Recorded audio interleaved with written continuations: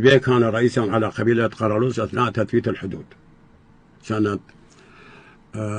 1120 هجرية، يعني تقريبا 1700. هذا الشيخ تتحدث في أيام الدولة العثمانية لو قبل لو بعد عزيز بيق يعني؟ عزيز بيق في أيام الدولة العثمانية لا، لو قبل أثناء الدولة العثمانية. نعم، قبل، يعني باعتبار قبل من الدولة العثمانية. نعم. من صار تثبيت حدود بين الدولة العثمانية وبين هو الرئيس. نعم، هو رئيس قبيلة قرالوس. نعم.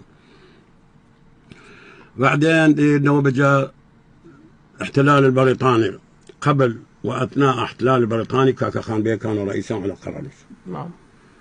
إلى سنة 31. من 31 سنة 31 توفى جدي كاكا خان بيق. تنسب والدي سامير بيق ابن كاكا خان بيق بموافقة وزارة الداخلية.